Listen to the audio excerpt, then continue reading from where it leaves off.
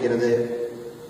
கல்லூரிகளுக்கு அவர்கள் எந்த கல்லூரி என்று தேர்வு செய்ய வேண்டும், எந்த கல்லூரிக்கு செல்ல வேண்டும் என்பதை உறுதிப்படுத்த வேண்டும்.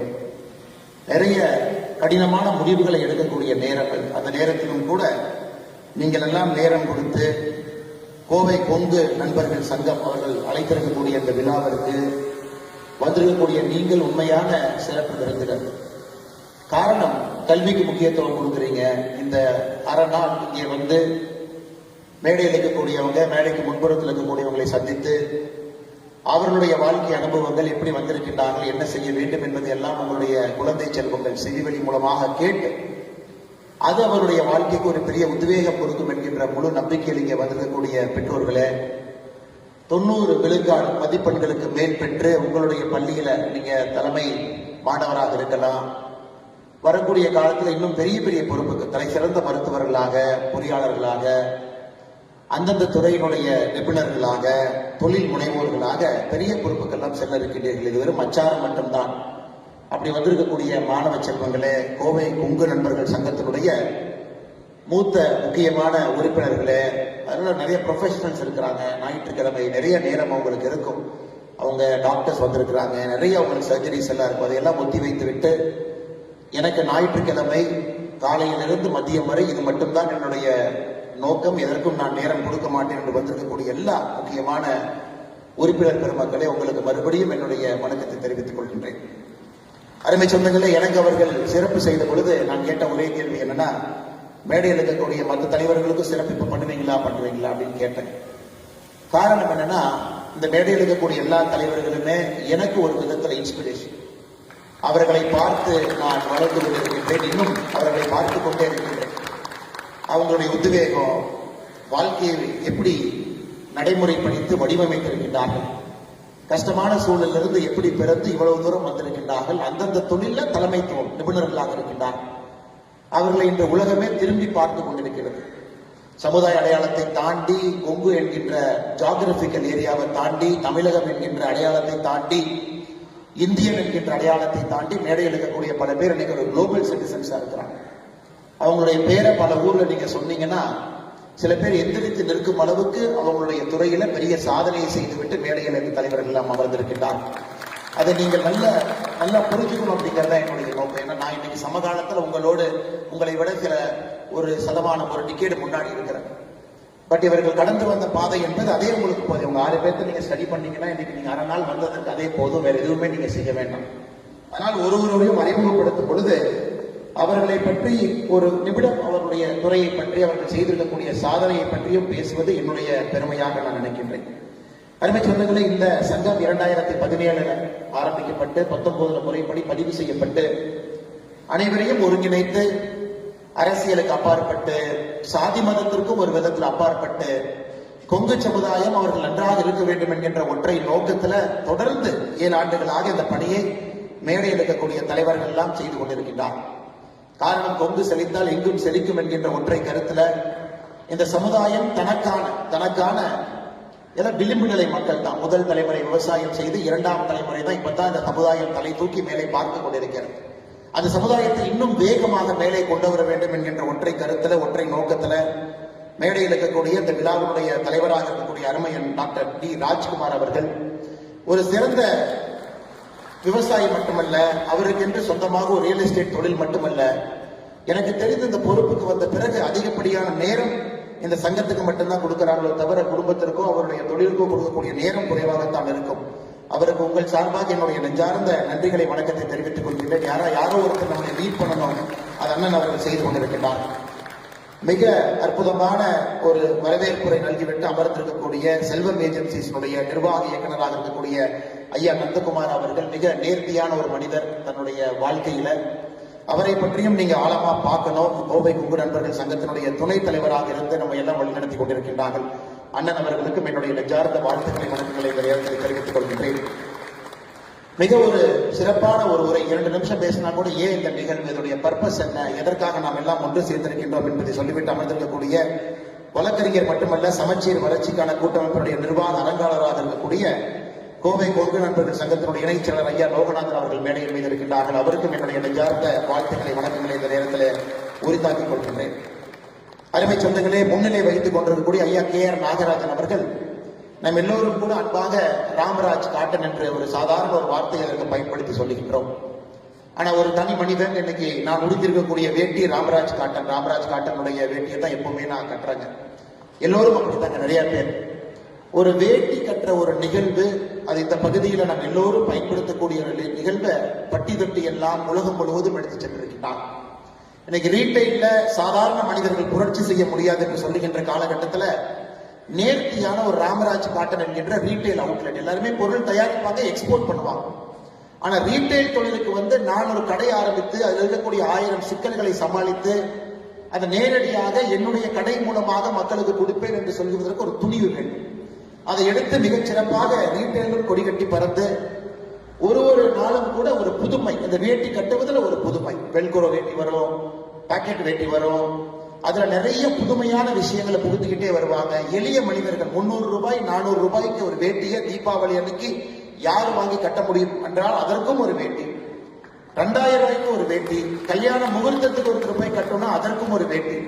கிட்டத்தட்ட எல்லா விதமான எக்கனாமிக் குரூப்பையும் கூட தன்னுடைய துறையின் மூலமாக ஒரு மிகப்பெரிய சாதனையை செய்து கொண்டிருக்கக்கூடிய ஐயா KR நாகராஜன் அவர்களுடைய வாழ்க்கையை நீங்கள் இன்னும் ஆழமாக படிக்க வேண்டும் என்று இந்த நேரத்தில் நான் சொல்லிக் கொள்கின்றேன். அவர் சாதனை படித்திருக்கின்றார்கள், முன்னேறிவிட்டார்கள் என்று சொல்வதை விட எப்படி இவ்வளவு தூரம் வந்தாங்க அப்படிங்கிறத நீங்க நேரம் எடுத்து குழந்தை செல்வங்கள் நீங்க படிக்கணும்.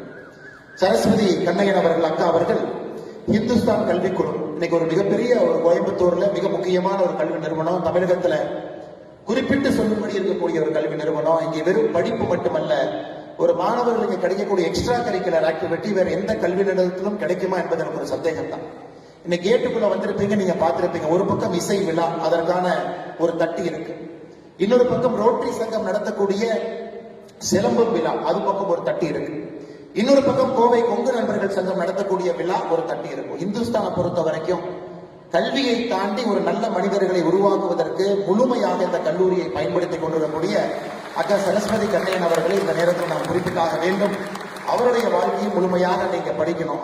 ஆரம்பித்த தொழில் வேலை டிரான்ஸ்பார்மர் துறையில் இருந்தாங்க, அதன் பிறகு கல்வித்துறைக்கு வந்தாங்க, அதிலும் பெரிய புரட்சி செய்து கொண்டிருக்கின்றார்கள். எல்லா இடத்திலும் கூட ஒரு நேர்மை என்கின்ற வார்த்தையை கடைபிடிக்கிறாங்க. அவர்களையும் நாம படிக்கணும்.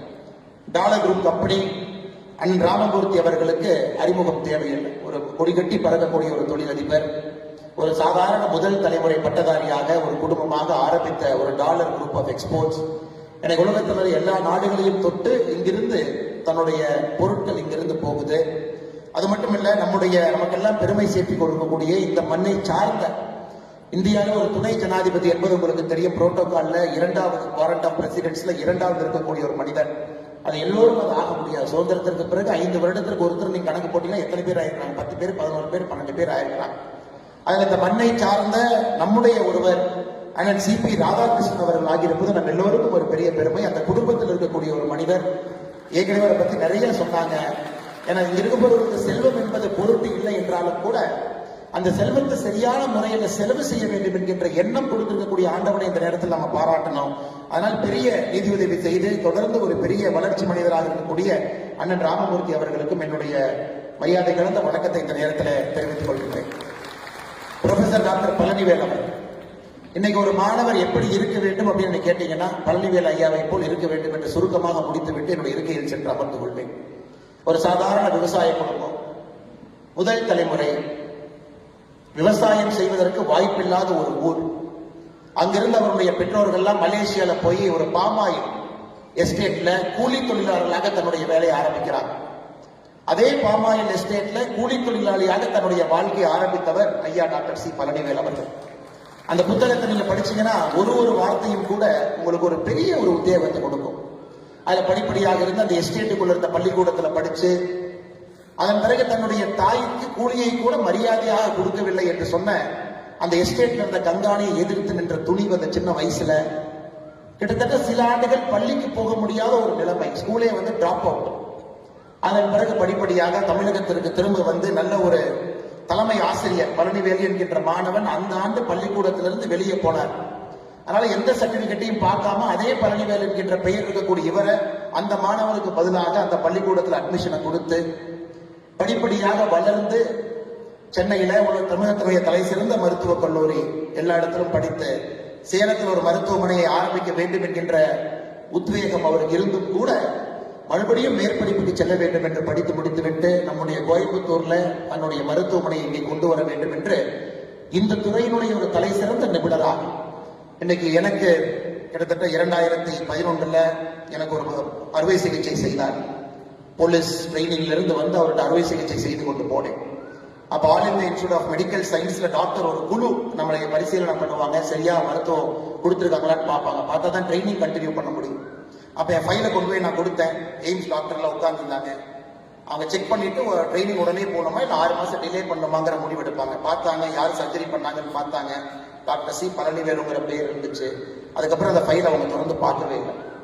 ஒரு பஞ்சாபி இருந்தார் அந்த டாக்டர். நான் கேட்டேன் என்ன காரணம், ஏங்க அவர் எழுதின டெக்ஸ்ட் புக்கு தாங்க நாங்க படிக்கிறோம், நாங்க யாருங்க அவருக்கு பண்ண சர்ஜரியை ஒரு ஃபைலை தொடர்ந்து பார்த்து சர்டிஃபிகேட் பண்றதுக்கு நாங்க யாரு? அது போன்ற ஒரு மனிதர் இன்னைக்கு கூட சமீபத்தில் ஒரு வீடியோ பார்த்து அமெரிக்காவிலிருந்து வந்தாரு. நேரடியா 2 அறுவை சிகிச்சை செய்தாரு. உடனடியாக விமானத்தை பிடிச்சாரு, கோயம்புத்தூர் வந்தார், அடுத்த வேலை செய்தார். அப்படிப்பட்ட பெருமைக்கெல்லாம் ஒரு சொந்தக்காரர், அற்புதமான ஒரு மனிதர் டாக்டர் ஐயா பழனிவேல் அவருடைய அந்த புத்தகத்தை எதற்காக நான் ஐயாவை பற்றி அதிகமா பேசுறேன்னா, அந்த புத்தகம் உங்க கையில் இருக்கு. அந்த புத்தகத்தை மட்டும் நீங்க படிங்க, வேற எதுவுமே செய்ய வேண்டாம். ஒரு கஷ்டத்திலிருந்து எப்படி வெளியே வரலாம், எப்படி நெஞ்சுரத்தோடு நிற்கலாம், நம்முடைய உரிமையை விட்டுக் கொடுக்காம எப்படி இருக்கலாம். கர்ம வீரர் காமராஜர் ஐயா பழனிவேல் ஐயா பல ஆண்டுகளுக்கு முன்பு அரசியலுக்கு வர சொன்னாங்க. காமராஜர் எப்படிப்பட்ட அரசியல்வாதி என்று உங்களுக்கு தெரியும். அதனாலதான் politics loss is society's gain என்று சொல்லுவேன். அன்னைக்கு அவர் அரசியலுக்கு சென்றிருக்கலாம், ஒரு எம்எல்ஏ எம்பி மந்திரி ஆகிக்கலாம், பெரிய பொறுப்புக்கெல்லாம் போயிருக்கலாம். அன்னைக்கு அவருக்கு ஆஃபர் வந்த பொழுது எனக்கு அது வேண்டாம், நான் ஒரு மருத்துவராக மட்டும் இருக்க விருப்பப்படுகின்றேன் என்று அன்னைக்கு அந்த 1960 காலகட்டத்தில், நிறைய பேருக்கு இந்த செய்தி தெரியாது. 1960 காலகட்டத்தில் எனக்கு அரசியல் வேண்டாம், நான் என்னுடைய மருத்துவத்திற்கு மட்டும் மரியாதை கொடுப்பேன் என்று சொன்ன ஒற்றை காரணத்திற்காக நம்ம எல்லோரையும் கற்றுக்கக்கூடிய ஒரு மனிதர். இந்த புத்தகத்தை நீங்க கண்டிப்பா படிக்கணும். வாங்கிட்டீங்க, வீட்டில் வச்சுட்டீங்க, அந்த தவறை பண்ணிடாதீங்க. அந்த புத்தகத்தை நான் 3 முறை படித்து விட்டேன். அடிக்கடி படிப்பேன், அடிக்கடி அந்த புத்தகத்திலிருந்து ரெஃபரன்ஸ் எடுப்பேன் கோட் பண்றதுக்காக. அதற்காகத்தான் இதை நான் சொல்லிக்கின்றேன் அருமை சொந்தங்கள். அதே போல முன்னாள் வட்டாட்சியராக கோயம்புத்தூர் பகுதியினுடைய வளர்ச்சிக்கு உறுதுணையாக இருந்தவர். கிட்டத்தட்ட எனக்கு ஒரு 10-12 ஆண்டுகளாக பழக்கம் இருக்கக்கூடிய ஒரு மனிதர். அதிகாரம் இருந்த பொழுதும் அப்படியே, அதிகாரம் இல்லாத பொழுதும் அப்படியே இருக்கக்கூடிய கோவை கொங்கு நண்பர்கள் சங்கத்தினுடைய செயலராக இருக்கக்கூடிய ஐயா சுப்பிரமணியம் அவர்களுக்கும் இந்த நேரத்தில் என் நெஞ்சார்ந்த வாழ்த்துக்களை, வணக்கங்களை, நன்றிகளை தெரிவித்துக் கொள்வது என்னுடைய கடமையாக நான் கருதுகின்றேன். அதே மேடையின் மீது அமைதியா பின்னாடி இருக்கையில 3 பேர் இருக்கிறாங்க. ஆர்பி யமஹா அவருடைய தலைவராக இருக்கக்கூடிய ஐயா பாண்டியன் அவர்கள் அக்ரிகல்ச்சர் யூனிவர்சிட்டியில படித்தவர். நிறைய வாய்ப்புகள் அவருக்கு இருந்து கூட ஒரு யமஹா ஷோரூம் இங்கே ஆரம்பித்து பல தொழில்களை ஆரம்பித்து எப்பொழுதும் கூட நான் எப்பவுமே பார்ப்பேன், ஜாதகத்தின் மீது நம்பிக்கை இல்லை. ஏன் நம்பிக்கை இல்லைன்னா, உழைப்பு மட்டும்தாங்க. உழைச்சா யார் வேணும் ஜெயிக்கும், எதுக்கு ஜாதகம் பார்க்குறீங்கன்னு யாராவது ஜாதகம் எடுத்துட்டு போனா கூட அதை புரிஞ்சு வைக்கக்கூடிய ஒரு ஆள். அப்படி உழைப்பை மட்டும் நம்பி இவ்வளவு தூரம் ஐயா வந்திருக்கின்றார்கள். ஐயா ஆர்பி பாண்டியன் ஐயா அவர்களுக்கும் என்னுடைய மரியாதை இழந்த வணக்கத்தை, வாழ்த்துக்களை தெரிவித்து, எல்லா கௌரவ தலைவர்கள், மேடையின் மீது இருக்கக்கூடிய எல்லா கௌரவ தலைவர்கள், பின்னருக்கையில் இருக்கக்கூடியவர்கள், நிர்வாகிகள், பொருளாளர்கள், நிர்வாக உறுப்பினர்கள் எல்லோருக்கும் என்னுடைய மறுபடியும் வணக்கத்தை தெரிவித்துக் கொள்கின்றேன். அருமை சொந்தங்களை எதற்கு இடத்துல 10 நிமிஷத்துக்கு எடுத்துக்கிட்டேன் அப்படின்னாங்க, இவர்கள் எல்லோரும் பாடம் படிக்க வேண்டியவர்கள் என்று சொல்வதற்காக. நம்ம யாரையோ இப்ப எங்கெங்கேயோ தொலாம், ஒரு பெரிய ஒரு தலைவருடைய பெயரை சொல்லும் பொழுது நமக்கு ரொம்ப ஃபேன்சியா இருக்கும். அவங்க ஜெயிச்சுட்டாங்க, அவங்க வாழ்க்கையிலிருந்து கத்துக்கலாம். ஆனா நம்ம கிட்ட ஆடம்பரமே இல்லாம சாதாரணமா ஒரு வாழ்க்கை வாழக்கூடியவங்களை பெரும்பாலும் நம்ம நிறைய நேரத்துல ஏறெடுத்து கூட பார்ப்பதில்லை. அதனால் இங்க இருக்கக்கூடிய தலைவர்களாக இருக்கட்டும், முன்னறிக்கையில் பெரிய நிபுணர்கள் இருக்கிறாங்க, தொழில்துறையில் சாதனை பிடித்தவர்கள். வருங்காலத்தில் அவர்களும் இந்த மேடைக்கு வருவாங்க. பெரிய மருத்துவர்கள், டாக்டர்ஸ், ஆர்த்தோபெடிக் சர்ஜன்ஸ் இருக்கிறாங்க. சொந்தமாக மருத்துவம் நடத்தும், அரசு வேலையில் இருந்தவங்க விட்டுட்டு வந்து சொந்த மருத்துவமனை நடத்தி ஏழை எளிய மக்களுக்கு மருத்துவம் கொடுப்பவங்க. எக்ஸ்ட்ரீம்லி ஃபைனஸ்ட் சார்ட்டர்ட் அக்கௌண்டன்ஸ், இந்த கொங்கு பகுதியினுடைய தலை சிறந்த ஆடிட்டர்ஸ் உட்கார்ந்து இருக்கிறாங்க. நிறைய தொழில் முனைவோர்கள், விவசாய பெருமக்கள், இயற்கை விவசாயிகள், வேளாண் விவசாயிகள் எல்லாம் இங்க இருக்கிறாங்க. ரூட்ஸ் ஐயாவுடைய எப்பொழுதுமே நமக்கு தெரியும், ஐயா அவங்க பேசினாவே அந்த மோட்டிவேஷன் லெக்சர் எல்லாரும் உட்கார்ந்து மணிக்கணக்காக கேட்போம். ஐயா அவர்களும் வந்திருக்கிறார்கள். அதனால் முன்னிருக்கையில் இருக்கக்கூடியவர்களும் பெரிய மனிதர்கள் இருக்கின்றார்கள். அவர்களுக்கும் என்னுடைய வணக்கத்தை, வாழ்த்துக்களை தெரிவித்து, அருமை சொந்தங்களே, உங்களுக்கு ஒரே ஒரு சின்ன உதாரணத்தை மட்டும் கொடுத்து என்னுடைய பேச்சை ஆரம்பிக்க வேண்டும் என்று நினைக்கின்றேன். காரணம், அந்த பருவத்தில் இருக்கிறீங்க. You are in an age where you can make a change. அந்த சேஞ்சுங்கிறது லாஸ்டிங் சேஞ்சா உங்களை தாண்டி நிற்கக்கூடிய ஒரு சேஞ்சை கொடுக்கக்கூடிய வயசுல நீங்க எல்லாம் உட்கார்ந்து இருக்கிறீங்க. மாணவ செல்வம், நீங்க உதாரணத்துக்கு இன்னைக்கு காலையில உங்க வீட்டுக்கு வெளியே இருக்கிறீங்க, ஒருத்தர் ஓடிட்டு போறாருன்னு வச்சுக்கோங்களேன். 2000 வச்சுக்கலாங்க, 20 வருஷம் பின்னாடி போயிடும். அதை ஓடிட்டு போறவர் நிறுத்தி அண்ணன் என்னென்ன பண்றீங்கன்னு கேட்குறீங்க. அவர் சொல்றாரு, தம்பி நான் சின்ன ஆள் தான், இப்ப ஒரு 4-5 கம்பெனி ஆரம்பிக்கலாம்னு இருக்கிறேன் அப்படிங்கிறார்.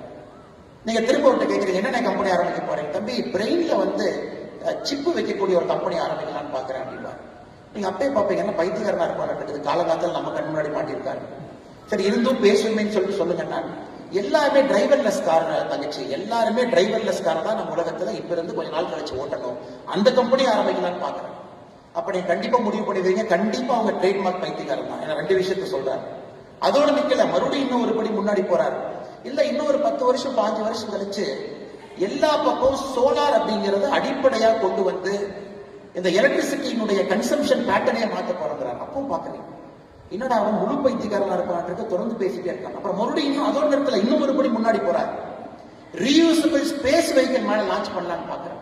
அதாவது கீழிருந்து மேல செல்லக்கூடிய ஒரு ஸ்பேஸ் வெஹிக்கிள், அது போய் சேட்டலைட் ஆர்பிட்டை விட்டுட்டு மறுபடியும் கீழே வந்து அதை நம்ம எடுத்து ரீயூஸ் பண்ணலாம் அப்படிங்கிறார். அப்ப முடிவு பண்ணிருக்கீங்க, ஓ எனக்கு கன்ஃபார்மா பைத்தியக்காரன் தான். அடுத்து இன்னும் ஒரு படி போறாரு, இல்ல நான் ஆர்டிபிஷியல் இன்டெலிஜென்ஸ் நிறுவனமும் ஒன்று ஆரம்பிக்கலாம்னு பாக்குறேன், அது நம்முடைய வாழ்க்கையை மாற்றக்கூடிய ஒரு நிறுவனத்தை ஆரம்பிக்கிறேன். 2000 ஆண்டு இந்த மாதிரி ஒரு மனுஷன் முன்னாடி சொல்றாருன்னா அவருக்கு இந்த உலகம் பைத்தியக்காரன் என்கின்ற முத்திரையை குத்தி இருக்கும், அது எந்த மாற்று கருத்தும் இல்லை. ஆனா இன்னைக்கு அதே மனிதனை திரும்பி பார்த்தீங்கன்னா எலன் மஸ்க் என்கின்ற பெயர், நியூரோ லேப் என்கின்ற ஒரு பெரிய கம்பெனி இன்னைக்கு பிரெயின்குள்ள சிப் வைக்க ஆரம்பிச்சிட்டாங்க, to control your brain waves, அது ஒரு நிறுவனம். XAI என்கின்ற பேர்ல ஆர்டிபிஷியல் இன்டெலிஜென்ஸ், OpenAI அவர் தான் ஆரம்பிச்சாரு. டெஸ்லா கம்பெனி நடத்துறாரு, ஸ்பேஸ் எக்ஸ் என்கின்ற நிறுவனத்தை நடத்துறாரு. எதற்காக இதை நான் சொல்லி ஆரம்பிக்கிறேன்னாங்க, ஒரு ஐடியா எப்பொழுதுமே நீங்க சொல்லும் பொழுது அஹெட் ஆஃப் டைம் இருக்கும் பொழுது உங்களை யாரும் நம்ப மாட்டாங்க. இன்னைக்கு இருக்கக்கூடிய எத்தனையோ குழந்தைகளை உட்கார்ந்து இருக்கிறீங்க, உங்கள்கிட்ட அந்த ஐடியா உள்ள இருக்கும், நான் செய்யலாம்னு இருக்கேன், ஆனா இன்னைக்கு அது பொருந்தாம இருக்கலாம், இன்னைக்கு சமுதாயத்திற்கு அது சூட் ஆகாம இருக்கலாம். ஆனா எப்பவுமே நான் வச்சுக்கங்க, மக்கள் உங்களை சுற்றி இருப்பவர்கள் அந்த ஐடியாவை அந்த நேரத்துல வரும்பொழுது மட்டும்தான் அதை ஏற்றுக்கொள்வார். ஆனா செய்ய வேண்டியது உங்களுடைய கடமை, அதை நோக்கி மக்களை நடத்தி கொண்டு செல்வது உங்களுடைய கடமை. எதற்காக இதை சொல்றாங்க, உங்க முன்னாடி ரொம்ப சேஃபான ஃபீல்டு நிறைய இருக்கு. Engineering is very safe field. வருஷத்துக்கு லட்சக்கணக்கான இன்ஜினியர்ஸ் உருவாக்குறோம், they pass out, it's okay, very important தான். நமக்கு பொறியாளர்கள் வேணும், டாக்டர்ஸும் வேணும். ஐநா சபை சொல்லக்கூடிய டாக்டருக்கும் நமக்கு இருக்கக்கூடிய கேப்பே பார்த்தீங்கன்னா மிகப்பெரிய கேப் இருக்கு. டாக்டர்ஸும் வேணும், மேடையில் இருக்கக்கூடிய ஜெம் பள்ளிவல் ஐயா மாதிரி பல டாக்டர்ஸ் இங்க இருக்கிறாங்க, எல்லாம் நமக்கு வேணும். அதே போல ஆர்ட்ஸ் கல்லூரி, நான் போறேன், நான் படிக்கிறேன், பிஎஸ்சி பிஏ எல்லாம் படிக்கிறேன், அதுவும் வேண்டும். ஆனா உங்களுக்குள்ள ஏதோ ஒண்ணு இருக்கும். அட் ஏஜ் ஆஃப் 18, 19, 19, 18 வயசுல நான் இதை செய்யணும், நான் ஒரு சினிமா துறைக்கு போகணும் இருக்கலாம், நான் ஒரு பெரிய எழுத்தாளராக வரலாம் இருக்கலாம், நான் ஒரு பெரிய தொழில் முனைவோராக வரலாம் இருக்கலாம். இன்னும் கொஞ்ச நாள் கழிச்சு இப்பவே எலன் மஸ்கனுடைய ஆப்டிமஸ் கம்பெனி புதுசா இன்னொரு கம்பெனி போயிட்டு இருக்கு. அது பாத்தீங்கன்னா வீட்டுல ரோபோ. சமீபத்தில் யூஎஸ் போகும்போது அந்த ஆப்டிமஸ் பார்த்தாங்க, எல்லா வேலையும் அதே செய்யுதுங்க. 5 ஆண்டுகள் கழித்து பல வீட்டுக்கு நீங்க போனீங்கன்னா காஃபி டீ வந்து ஆப்டிமஸ் ரோபோ தான் கொடுக்க போகுது. இன்னைக்கு பைத்தியகாரத்தனமா இருக்கு, இன்னும் 5-10 ஆண்டுகள் கழித்து பார்க்கும் பொழுது அப்பா 7வது கம்பெனி சாதிச்சுட்டா இருப்பான்னு நம்ம சொல்ல போறோம். அதனால இன்னைக்கு உங்களுக்குள்ள அது போன்ற ஒரு யோசனை இருக்கலாம். அப்படி இருக்கும் பொழுது அதை தைரியமா நீங்க முன்னெடுங்க அப்படின்னு சொல்றது என்னுடைய கடமையாக இந்த நேரத்தில் நான் கருதுறேன். அதை நீங்க பர்சியூ பண்ணுங்க, அது மேல பேஷனட்டா இருங்க, ஒரு காதலோடு இருங்க, அந்த ஐடியாவை நோக்கி கொஞ்சம் கொஞ்சமா நகர்ந்து போங்க. அப்பா அம்மாவை கன்வின்ஸ் பண்ணுங்க. ஏன்னா எல்லாமே முதல் தலைமுறை பட்டதாரிகள். அப்பா அம்மா எல்லாம் விவசாயம் பண்ணி உங்களை படிக்க வச்சு இவ்வளவு தூரம் கொண்டு வந்திருப்பாங்க. ஆட்டை வித்து, காட்டை வித்து, மாட்டை வித்து நீங்க நிறைய பேர் இங்க இருக்கிறீங்க, நிறைய பேர் அடுத்த கல்லூரிகளுக்கு போக போறீங்க. அதனால நீங்க ஒரு ஐடியா உங்களுக்கு இருக்க ஆழமா இருக்குன்னா அது அவ்வளவு ஈஸியா நாங்க சொல்றதை ஏற்றுக்கிட்டு ஒரு சேஃபான ஒரு கோர்ஸுக்கு நீங்க போகாதீங்க. கொஞ்சம் திங்க் பண்ணி உங்களோட பேஷனை நோக்கி நீங்க போகணும். அப்படிங்கிறது மேடையில் இருக்கக்கூடிய உங்களுடைய வாழ்க்கையெல்லாம் அப்படித்தான். நீங்க படிச்சீங்கன்னா உங்களுக்கு தெரியும், மேடையில முன்புறத்தில் எத்தனையோ பேர் இருக்கிறார்கள், அவருடைய வாழ்க்கையும் அப்படித்தான். Because they followed a fashion. அந்த பேஷனை விடாபடியா பிடிச்சாங்க. இவங்க எல்லாருமே சக்சஸ் இன்னைக்கு பாக்குறீங்க, எல்லாமே நிறைய ஃபெயிலியருங்க. அவங்க எல்லாம் நிறைய இடத்துல தோற்று போய் ஜெயிச்சிருக்கிறாங்க. வாழ்க்கையில யாராச்சும் ஒருத்தரை கொண்டு வந்து வெற்றி மட்டும்தான் எனக்குன்னா கண்டிப்பா கிடையாது, யாருமே கிடையாது. நான் ஒருத்தரை பத்தி படிக்கிறேன் பாருங்க.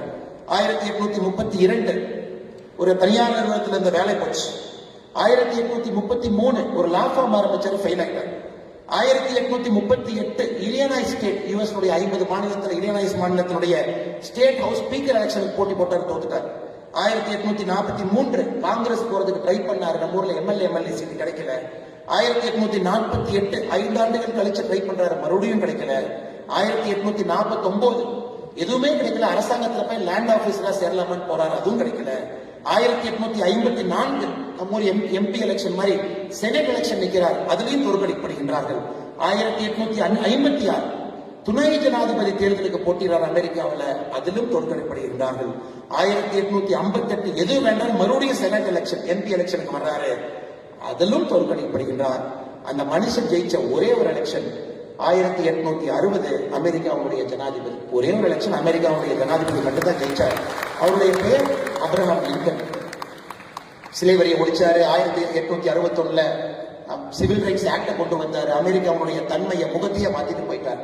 அதனால நீங்க நிறைய நேரம் நினைச்சுக்கணும், இந்த வெற்றியாளர்கள் அப்படின்னு நீங்க புத்தகத்துல படிக்கிறதெல்லாம் அவங்க கண்டென்ஸ் பண்ணி தன்னுடைய வெற்றியை மட்டும் சொல்லியிருப்பாங்க. ஏன்னா தோல்வியை சொல்வதற்கு அந்த புத்தகத்துல பேஜ் இல்லை. தோல்விக்கு ஒரு புத்தகத்தை ஜெம் பழனிவேல் அவர் எழுத சொன்னீங்கன்னா இந்த கட்ஸை விட இன்னும் 2 பெரிய புத்தகத்தை எழுதுவாரு தோணுது. இன்னும் அதிக பக்கங்கள் இருக்கக்கூடிய புத்தகத்தை எழுதுவாங்க.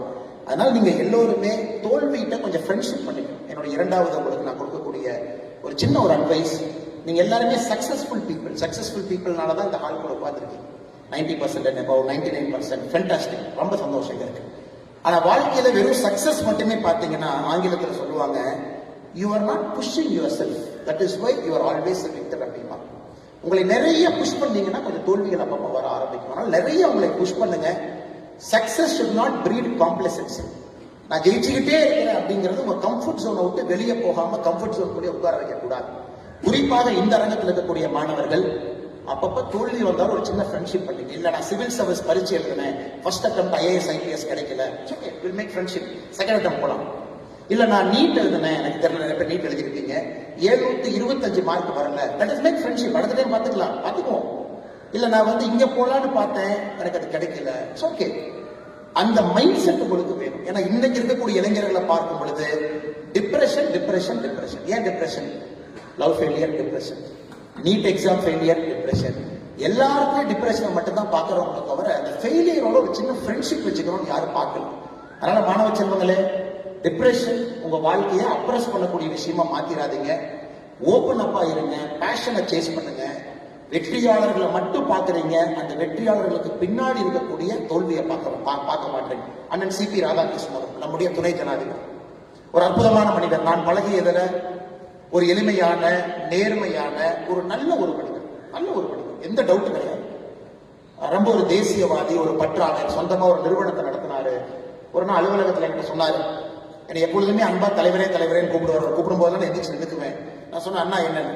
இல்ல நம்மளை கொஞ்சம் ஸ்பின்னிங் மில்லுக்கு அதிக நேரம் கொடுக்கணும், ஒரு 6 மாசம் ஸ்பின்னிங் மில் பக்கம் போயிட்டு வரேன். நான் ஏன்னு கேட்டேன், இந்த பொது வாழ்க்கையில வந்து ஸ்பின்னிங் மில் கொஞ்சம் அவுட் ஆஃப் கண்ட்ரோல் இருக்கு, நான் அங்க போறேன். 6 மாசம் போனேன்.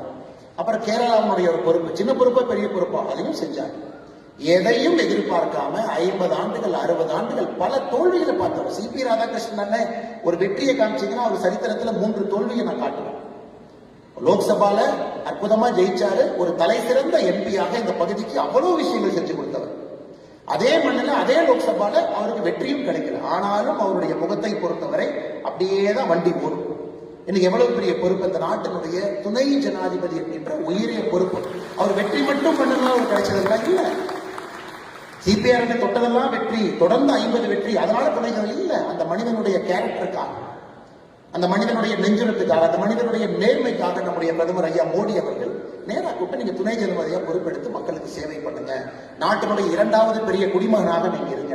அதனால யாரை நீங்க எடுத்தாலும் தோல்விகள் அவங்களுக்கு சாதாரணம், சகஜம். தோல்வியோடவே வாழ்ந்தவர். சரஸ்வதி அக்காவோட லைஃப் ஹிஸ்டரிக்கெல்லாம் நான் போகவே இல்லை. நிறைய தோல்விகளை பார்த்து விட்டு இங்க அமர்ந்திருக்கிறாங்க. ஆனால் அருமை சொந்தங்களே, இந்த 2வது மிக முக்கியமானது, தோல்விகளோட ஒரு ஃப்ரெண்ட்ஷிப் நீங்க வச்சுக்கணும். You should make friends with defeat. அது இல்லைன்னா நீங்க டிப்ரெஷனுக்குள்ள போயிருவீங்க, நீங்க திரும்ப எய்மே பண்ண மாட்டீங்க, திரும்ப அச்சீவ் பண்றதுக்கு போக மாட்டீங்க. அதுவும் என்னுடைய அன்பான வேண்டுகோளாக நீங்க எடுத்துக்கொள்ள வேண்டும். நேற்று நீங்க பார்த்திருப்பீங்க, ஜூலை 18, 2026 பிரதமர் பேசினாங்க. ஸ்டேஜ்ல பாத்தீங்கன்னா ISRO சேர்மன் நாராயண சார் இருக்கிறாங்க. ஒரு 2 சின்ன பசங்க மாதிரி 2 பேர் இருந்தாங்க. டிவி பாத்தீங்களான்னு தெரியல. அந்த ஒரு சின்ன தம்பி வந்து போன்ல பிரதமர்கிட்ட பேசுறாரு, லவுட் ஸ்பீக்கர் போட்டு மைக்ல நம்ம எல்லாம் கேட்கிறோம். நேற்று என்ன சரித்திரம், இந்தியாவுடைய சரித்திரம் நேற்று எப்படி மாற்றி எழுதப்பட்டது? நேற்று இந்தியாவுடைய சரித்திரம் எப்படி மாற்றி எழுதப்பட்டதுன்னா, 2 பசங்க, பவன்குமார் சந்தனா, நாகா பாரத் தாக்கா, ஹைதராபாத்ல இருக்கக்கூடிய ஒரு நிறுவனம் ஸ்கை ரூட் ஏரோஸ்பேஸ், இந்தியாவுடைய ஃபர்ஸ்ட் இந்தியாவில் உருவாக்கிய ஒரு பிரைவேட் ஸ்பேஸ் ஷிப்பை நேற்று நாம லான்ச் பண்ணியிருக்கோம். கவர்மெண்ட் அதுக்கு சம்பந்தம் இல்லைங்க. லான்ச் பேட் மட்டும்தான் ஐஎஸ்ஆர்ஓ, லான்ச் பேட் மட்டும்தான் ஸ்ரீஹரிகோட்டா. ஐஎஸ்ஆர்ஓ ஒரு மைனர் ஃபண்டிங் அந்த கம்பெனி கொடுத்தாங்க. அந்த 2 பசங்களும் ஐஎஸ்ஆர்ஓல இன்ஜினியரா இருந்தாங்க. 8 ஆண்டுகளுக்கு முன்பு ஐஎஸ்ஆர்ஓல இருந்து வெளியே போய் ஏன் நம்ம சொந்தமா ஒரு கம்பெனி ஆரம்பிக்க கூடாது, 2000 எப்படி எலன் மஸ்க் நான் சொந்தமா ஒரு கம்பெனி ஆரம்பிப்பேன், ஸ்பேஸ் எக்ஸ் மாதிரி ஆரம்பிப்பேன்னு சொன்னவங்களை 2016 இந்த 2 பசங்களும் அதை ஆரம்பித்து படிப்படியா இவங்களே போய் 4 பேருக்கு அந்த ஐடியாவை கொடுத்து பணம் வாங்கி பிரைவேட் ஸ்பேஸ் ஷிப்பை பில்ட் பண்ணி, இந்தியாவை பொறுத்த வரைக்கும் பாத்தீங்கன்னா பிஎஸ்எல்வி ஜிஎஸ்எல்வி இருக்கும், இவங்களே பிரைவேட்டா பில்ட் பண்ணி அதுக்குள்ள 4 பிரைவேட் காரங்களோட சேட்டலைட்டை லோட் பண்ணி நேற்று ஸ்ரீஹரிகோட்டால வந்து லான்ச் பண்ணி சக்சஸ் ஆச்சு. அதற்கு பிரதமர் கூப்பிட்டு பாராட்டுறாரு அந்த 2 பசங்களுக்கும் மேடையில் மீது. இந்த நாட்டினுடைய பிரதமருடைய வார்த்தை பாருங்க, இந்த நாட்டினுடைய ஸ்பேஸ் எக்ஸ்ப்ளோரேஷனை பொறுத்த வரைக்கும் விண்வெளிக்கு செல்வதை பொறுத்தவரை இது ஒரு மைல்கல்ங்கிற வார்த்தையை பிரதமர் பயன்படுத்துறாங்க. ஏன்னா கிட்டத்தட்ட 46 ஆண்டுகளுக்கு முன்பு 2026 46 ஆண்டு முன்னாடி போட்டீங்கன்னா 1980 இதே தேதி ஜூலை 18 தான் நம்முடைய ஃபர்ஸ்ட் ராக்கெட் SLV-3 ஸ்ரீஹரிகோட்டால இருந்து இந்தியன் ராக்கெட் வெற்றிகரமா சோதனையை தாண்டி மேல போச்சு. 46 ஆண்டுகளுக்கு முன்பு அரசு செஞ்சிச்சு. 46 ஆண்டுகள் கழிச்சு 2 பிரைவேட் சிட்டிசன்ஸ் பண்ணிருக்கோம். அப்ப எவ்வளவு தெரிஞ்சிருக்கும், மெட்டீரியல் சயின்ஸ் இன்ஜினியரிங் தெரிஞ்சிருக்கணும், ஏரோடைனமிக்ஸ் ஹைட்ரோடைனமிக்ஸ் இவ்வளவு விஷயங்கள் தெரிஞ்சிருக்கணும், பார்ட்டிகல் பிசிக்ஸ் தெரிஞ்சிருக்கணும். அது எல்லாம் அரசுகள் இருக்கும். ஏன்னா 1000 இன்ஜினியர்ஸ் இருப்பாங்க ஐஎஸ்ஆர்ஓல, ஒருத்தரும் ஒரு வேலையை செய்வாங்க, கம்பைன் பண்ணி செய்யலாம். ஆனா 2 பசங்க 8 வருஷத்துல ஒரு நிறுவனத்தை ஆரம்பித்து இவ்வளவு விஷயங்களை சரி செய்து சக்சஸ்ஃபுல்லா லான்ச் பண்ணிருக்காங்க. சாதாரண நிகழ்வு. அதுவும் உங்களுக்கு ஒரு பாடம். ஒருவர் செய்ய முடியவில்லை என்றால் இதுவரை யாரும் செய்யலின்னு அர்த்தம் கிடையாது, யாரும் முயற்சி செய்யலின்னு அர்த்தம். சோ இந்தியால இந்த பசங்க முயற்சி பண்ணாங்க. நேற்று ஜூலை 18 2026 சொந்தமாக தனியார் நிறுவனம் ஒரு ஃபர்ஸ்ட் லான்ச் பண்ண சக்சஸா 1979 ஆகஸ்ட் 10 அந்த ஃபர்ஸ்ட் சக்சஸ்க்கு முன்னாடி ஒரு வருஷம் முன்னாடி போனீங்கன்னா SLV-3 கிளம்பிச்சு. எல்லாரும் உட்கார்ந்து பார்த்தா தான் இந்தியாவோட ஃபர்ஸ்ட் ராக்கெட். எல்லாரும் உட்கார்ந்து பார்த்தோம். 317 செகண்ட் தாண்டி ராக்கெட் என்ன வேகத்துல மேல போச்சோ அதே வேகத்துல கீழே வந்துருச்சு. அது ஃபெயிலியர். அப்ப ப்ரொஃபசர் சதீஷ் தவன் ஏபிஜே அப்துல் கலாம் ஐயா மிஷன் ஹெட்டா இருக்கிறாங்க. பத்திரிகை நண்பர்கள் கேட்கிறாங்க, என்னங்க சுதந்திரம் கிடைச்சு இத்தனை வருஷம் ஆச்சு, 1979 இன்னும் பிரிட்டிஷ்காரன் சொல்றீங்களா, 32 வருஷம் ஆச்சு சுதந்திரம் கிடைச்சு, ஏன் ஃபெயிலியர்? சதீஷ் தவன் கலாம் அவர்கள் புத்தகத்தில் எழுதுறாங்க, எனக்கு லைட்டா அப்படியே ஒரு சின்ன பயம். ஏன்னா நான் தான் மிஷன் ஹெட், அப்ப நான் தான் பொறுப்பேற்றுக்கணும். அப்ப ஐஎஸ்ஓ தலைவராக இருக்கக்கூடிய சதீஷ் தவன் அவர் கை நீட்டி சொல்றாரு, இவங்க இல்லைங்க, நான் தான் பொறுப்பு, நான் தான் ஐஎஸ்ஆர்ஓடைய தலைவர், அடுத்தது நான் சக்சஸ் பண்ணி காட்டுறேன். கலாம் ஐயாவை பேசவே இல்லை, ப்ரொடெக்ட் பண்றாரு. அதே கலாம் தன்னுடைய புத்தகத்தில் எழுதுறாரு. நம்ம இந்த ஃபெயிலியரை பார்க்க பொழுதெல்லாம் நம்ம மேல ஒரு மென்டார் இருக்கும் பொழுது வாழ்க்கை ரொம்ப சுவையாக இருக்கும் அப்படிங்கிறார். அதனால உங்களுக்கு 3வது உங்களுக்கு ஒரு மென்டார் நீங்க வச்சுக்கணும்.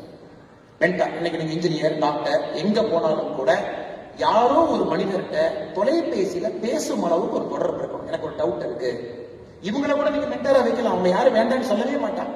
இந்த நிகழ்ச்சி முடிஞ்சு உங்க நம்பரை கொடுங்க அல்லது PA நம்பரை கொடுங்க, நான் உங்களை 6 மாசத்துக்கு ஒருக்கா வந்து பார்க்கலாமா, இல்ல 1 வருஷத்துக்கு ஒருக்கா வந்து பார்க்கலாமா, உங்கள்கிட்ட நான் சில விஷயங்கள் என்னுடைய வாழ்க்கையை பத்தி பேச நினைக்கிறேன், உங்க அனுபவம் எனக்கு சொல்லிக் கொடுங்க, அதுல இருந்து நீங்க பண்ண சில தப்ப பண்ணாம நான் இன்னும் வேகமாக முன்னேற பார்க்கிறேன் அப்படின்னு சொல்லும் அளவுக்கு இந்த நிகழ்ச்சி முடிச்சு உங்களுக்கு தைரியம் இருக்கணும்.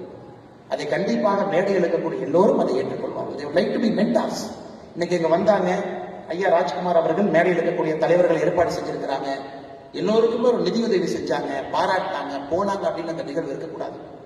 இவ்வளவு உயரம் வந்தவர்கள் உங்களை பிடித்து இன்னும் இதை விட உயரத்திற்கு தூக்கி விடுவதற்காகத்தான் அந்த தலைவர்கள் இருக்கின்றார்கள் என்பதை நீங்கள் மறந்துவிடக்கூடாது. எப்படி APJ அப்துல் கலாம் ஐயா ஒரு ப்ரொஃபசர் சதீஷ் தவன் கிடைச்சாங்களோ அதே போல உங்களுக்கு இங்க இருக்கக்கூடிய எல்லோரையும் நீங்க பார்க்கலாம், சந்திக்கலாம். நான் ஆடிட்டிங் போனோம், ஐயா உட்கார்ந்து இருக்கிறாங்க. நான் மருத்துவர் ஆகணும், நிறைய மருத்துவர்கள் இங்க இருக்கிறாங்க. ஆயுர்வேதா போகணும், அங்க ஒரு நண்பர் இருக்கிறாங்க. பிசினஸ் பண்ணணும், இங்க இருக்கிறாங்க. கார்டு கொடுப்பீங்களா, நம்பர் கொடுப்பீங்களா, உங்களுக்கு நான் பேசுவேன். இல்லாட்டி இந்த மென்டார்ஷிப் உங்களுக்கு எங்க கிடைக்கும் யோசிச்சு பாருங்க. நீங்க கல்லூரிக்குள்ள போன பிறகு உங்களுக்கு நிறைய நண்பர்கள் இருப்பாங்க, மென்டார்ஸ் எங்க கிடைக்கும். அதனால என்னுடைய 3வது அன்பான வேண்டுகோள், மென்டார்ஸ் உங்க லைஃப்ல மிக மிக முக்கியம். நீங்கள் அதை வைத்துக் கொள்ள வேண்டும் என்கின்ற அன்பான வேண்டுகோளையும் இந்த நேரத்தில் நான் வைத்துக் கொள்கிறேன். அருமை சொந்தங்களே, கடைசி 10 நிமிடம் நான் வந்துவிட்டேன். உங்கள் தந்தை தாய், உங்களுடைய மூத்தவர்கள், வீட்டில் இருக்கக்கூடிய பெரியவங்க, தாத்தா பாட்டி, அப்பாரா பத்தா, அவங்களாம் பாத்தீங்கன்னா இந்தியாங்கிற நாடு இருக்குமா, தாங்குமா, சுதந்திரத்திற்கு பிறகு இந்தியா ஒருமைப்பாடாக இருக்க முடியுமா அப்படிங்கிற காலகட்டத்தில் வாழ்ந்தோம். இந்தியாங்கிற நாடு இருக்குமா? சைனாவோட யுத்தம், பாகிஸ்தானோட யுத்தம், இந்த நாடு இருந்து விடுமா? ஏன்னா நமக்கு சுதந்திரம் கிடைத்த பொழுதே வின்ஸ்டன் சர்ச்சில் சொன்னார், India as a country is no more than a line and equator அப்படின்னாரு. இந்தியாவை பொறுத்த வரைக்கும் ஈக்குவேட்டர் ஒரு லைன் மாதிரி இந்தியா. இதெல்லாம் பிராக்மெண்ட் ஆகி சின்ன பின்னமாக போகுது. இத்தனை ஜாதிகள் இருக்கு, இத்தனை மொழிகள் பேசுறாங்க, இத்தனை டைலக்ட் இருக்கு, வட்டார வழக்கு மொழி இருக்கு. எப்படி இந்த நாடு ஒருங்கிணைப்பாக இருக்கும்? ஹவுஸ் ஆஃப் காமன்ஸ்ல வின்ஸ்டன் சர்ச்சில் நமக்கு சுதந்திரம் கிடைத்த பிறகு பேசுறாங்க. உங்க தாத்தாக்கள் அதையெல்லாம் பார்த்து இந்த நாட்டை கட்டுக்கோப்பாக காத்து இந்த நாட்டினுடைய வளர்ச்சிக்காக, அவங்க பேர் இப்ப சரித்திரத்திலே இருக்காது, அவங்க தாத்தா பேர் யாருக்குமே தெரியாது, உள்ளூர் 4 பேருக்கு தெரியலாம். ஆனா அவர்கள் தலையை கீழே போட்டு இந்த நாட்டினுடைய குடிமகனாக வேலை செய்ததற்காக இந்த நாடு ஒருங்கிணைப்பாக நீங்க இருக்கு. அடுத்த உங்களுடைய தந்தை, தாய் அவங்கெல்லாம் வந்த காலகட்டத்தில் அந்த நாடு ஒருங்கிணைப்பாயிடுச்சு. இந்த நாடு பொழைச்சுக்கும். ஆனா இந்த நாடு ஒரு 10ஓட 11 தான் இருக்க மாட்டிருக்கு.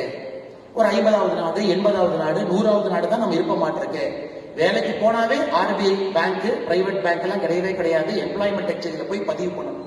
வாய்ப்பே இல்லாம தந்தை தாய் அவர்களும் தலையை கீழே போட்டு வேலை செய்து நல்ல ஒரு வாழ்க்கையை உங்களுக்கு வடிவமைத்து கொடுத்து உங்களை இங்கே கொண்டு வந்து நிறுத்திட்டாங்க. நீங்க யோசிச்சு பாருங்க, உங்களுக்கு தாத்தாக்கு கிடைக்காத ஒரு இந்தியா உங்களுக்கு கிடைச்சிருக்கு. அப்பா அம்மாவுக்கு கிடைக்காத இந்தியா, அவங்களுடைய உருவாக்கி அவர்களுக்கு கிடைக்காத இந்தியா உங்களுக்கு கிடைச்சிருக்கு. அப்ப நீங்க ரிஸ்க் எடுக்கல, போல்டா இல்ல, இன்னும் தைரியமா நீங்க பணி செய்யல, இன்னும் அடுத்த கட்டம் நீங்க சிந்திக்கலீங்கன்னா உங்களுடைய வாழ்க்கைக்கு நீங்களே துரோகம் செய்து கொண்டிருக்கிறீர்கள். பெருசா திங்க் பண்ணுங்க, பிக்கா திங்க் பண்ணுங்க, போல்டா திங்க் பண்ணுங்க. இந்த இந்தியாவை பொறுத்தவரை இன்னைக்கு உலகத்தினுடைய 4வது பெரிய பொருளாதார நாடு வந்துட்டு, 4வது பெரிய பொருளாதார நாடு. அப்படியே படிப்படியா வந்துடும். அமெரிக்கா, சைனா அவங்க 2 பேரும் மேல இருக்காங்க. 3வது வந்து விடுவோம். கொஞ்சம் பெரிய விஷயம் இல்லைங்க. Third also we will come very soon. we are touching. Germany, Japan 2 பேரும் தான் 3 4 மாத்தி இருப்பாங்க. அதையும் ஓவர்டேக் பண்ணிட்டோம். சோ நீங்க காலேஜ் முடிக்கிறதுக்குள்ள, நீங்க மருத்துவராக இருந்தா 5 வருஷம், இன்ஜினியரிங்கா இருந்தா 4 வருஷம் முடிப்பதற்குள்ள உலகத்தினுடைய 3வது நாடாக வந்து விடுவோம். அமெரிக்காவுக்கும், சைனாவுக்கும், இந்தியாவுக்கும் 3வது வந்துருவோம். தாத்தா காலத்துல உலகத்துல 60வது 65வது இருந்துச்சு. அப்பா காலத்துல 30ல இருந்து 12க்கு வந்துச்சு. கடந்த 10 ஆண்டுகள்ல 12ல இருந்து 4க்கு வந்துட்டோம்.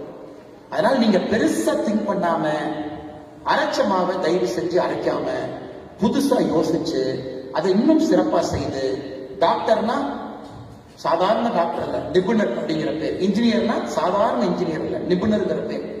நான் ப்ரொஃபஸரா போறேன், சாதாரண ப்ரொஃபஸர் இல்ல, நோபல் லாரேட் வரும் அளவுக்கு ரிசர்ச் செய்யக்கூடிய ப்ரொஃபஸர். ஒரு நிறுவனம் ஆரம்பிக்கிறேன், சாதாரண நிறுவனம் இல்ல, ராமராஜ் காட்டனை விட 10 மடங்கு வளரக்கூடிய நிறுவனம் அப்படின்னு வச்சாக்கா அவங்களுக்கு சந்தோஷம். நீங்க வந்து நான் இன்னொரு ராமராஜ் காட்டனை உருவாக்க போறேன்னா, அவர் எதுவுமே இல்லாத காலத்துல ராமராஜ் காட்டனை உருவாக்கி நம்ம முன்பு பார்த்திருக்கிறார். ஆனா எனக்கு எல்லாம் இருக்கக்கூடிய காலத்துல நான் இன்னொரு ராமராஜ் காட்டன் என்று சொல்வதை விட அதை விட 10 மடங்கு வருவேன் என்று சொன்னால்தான் இங்க இருப்பவங்களும் பெருமை அடைவாங்க. அதனால மாணவ செல்வங்களே, பெரிய மனிதர்களாக, ஆற்றல் மிக்க தலைவர்களாக, முன்னோடிகளாக நீங்கள் வர வேண்டும். கொஞ்சம் ரிஸ்க் எடுங்க, ஃபெயிலியரை கொஞ்சம் பார்த்து ஃப்ரெண்ட்ஷிப் பண்ணிக்கங்க, மென்டார் வச்சுக்கங்க, பெருசா திங்க் பண்ணுங்க. எந்த துறை எடுத்தாலும் கூட காலேஜ்ல அப்ப முக்கியமே கிடையாது. அதான் ஒரு காலம் 1980 IIT அவங்க தான், IIM அவங்க தான். இப்பெல்லாம் முக்கியமே கிடையாதுங்க. எல்லா காலேஜ்ல எல்லா ஃபெசிலிட்டி எல்லா இடத்துல இருக்கு. இன்னைக்கு இந்துஸ்தான் காலேஜ் தமிழகத்துல தலை சிறந்த கல்லூரி. உள்ள போனா இவங்களும் ஜேஸ்டார் வச்சிருப்பாங்க. லைப்ரரியில ஜேஸ்டார்ங்கிறது வேர்ல்டுல இருக்கக்கூடிய எல்லா ரிசர்ச் ஆர்டிகளும் போட்டிருக்கக்கூடிய ஒரு அகாடமியா டேட்டா பேஸ். இவங்களும் ஜேஸ்டார். இன்னைக்கு ஒரு சாதாரண ஒரு அரசு கல்லூரிக்கு போறீங்க, நீங்க வசதி இல்லை, அவங்ககிட்டையும் ஜேஸ்டார். அதனால சில பேருக்கு நீங்கள் எதிர்பார்த்த கல்லூரி கிடைக்கல அப்படிங்கறதுக்காக ஐயோ நம்ம எதிர்பார்த்தது நடக்கல, என்ன பண்ணலாம்? அந்த கல்லூரியில் இருக்கக்கூடிய வசதிகளை பயன்படுத்தி அதுல இருந்து நீங்க மேல வரணுங்கிறது என்னுடைய ஆசை. அதனால எனக்கு IIT கிடைக்கல, IIM கிடைக்கல, IAS கிடைக்கல, வேண்டாம், கிடைக்காட்டி பரவாயில்லைங்க. அதை விட 10 மடங்கு மேல போடுவதற்கான வாய்ப்பு உங்க கையில் இருக்கு. அதையும் மனம் தளராம நீங்கள் அதை எடுத்து செய்ய வேண்டும் என்று சொல்லி, இங்க இருக்கக்கூடிய உங்களுடைய தந்தை தாய்க்கு நிச்சயமாக நான் தலை வணங்கி ஆக வேண்டும். காரணம், உங்களை பார்க்கும் பொழுதே கிட்டத்தட்ட நானும் இதே போல ஒரு அரங்கத்துல எத்தனையோ ஆண்டுகளுக்கு முன்பு எங்கேயும் அமர்ந்திருந்த போல ஒரு ஞாபகம் எனக்கு வருது. அப்ப அப்பா அம்மா எவ்வளவு கஷ்டப்பட்டு உங்களை கொண்டு வந்து உட்கார வச்சிருப்பாங்க. அதை எப்பவுமே மறந்து விடாதீர்கள். எவ்வளவு பெரிய உயரத்துக்கு நீங்க போனாலும், என்ன செய்தாலும், சமுதாயம் உங்களை நல்லவர் என்று பாராட்டினாலும் தூட்டினாலும், எப்படிப்பட்ட நிலைமை இருந்தாலும், உங்களுக்கு இருக்கக்கூடிய ஒரே ஒரு ஃபைனல் சொத்து உங்கள் குடும்பம் என்பதை மறந்து விடாது. இது ஃபைனல் சொத்து. இந்த சொத்து எப்பவுமே கிடையாது, அப்படியே கெட்டியா தங்க கட்டி மாதிரி என்னவோ உங்களால கிடையாது. அதனால அப்பா அம்மா கூட எப்பவுமே இருங்க, மரியாதையாக அவர்களோடு இருங்கள். சமுதாயத்தின் மீது ஒரு பெரிய பற்றோடு இருங்கள். ஐயா சொன்னாங்க, எந்த ஒரு சமுதாயத்தையும் இகழ வேண்டிய அவசியம் கிடையாது. நம்ம சமுதாயத்தினுடைய பெருமைகளை நாம் காப்பாற்ற வேண்டிய பொறுப்பு உங்களுக்கு இருக்கு. இதெல்லாம் வந்து உங்க கையில கொடுத்துட்டாங்க, அந்த பொறுப்பையும் எடுத்துச் செல்ல வேண்டிய கடமை உங்களுக்கு இருக்கு. அதனால் நல்ல மனிதர்களாக, ஆற்றல் மிக்கவர்களாக நீங்கள் வர வேண்டும். இருக்கக்கூடிய மனிதர்களுடைய வாழ்க்கையை நீங்கள் படிக்க வேண்டும்.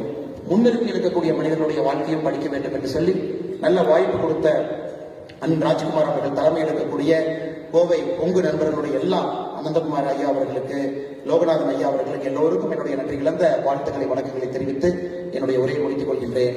நன்றி, வணக்கம். தமிழகம் வாழ்க, பாரதம் வளர்க.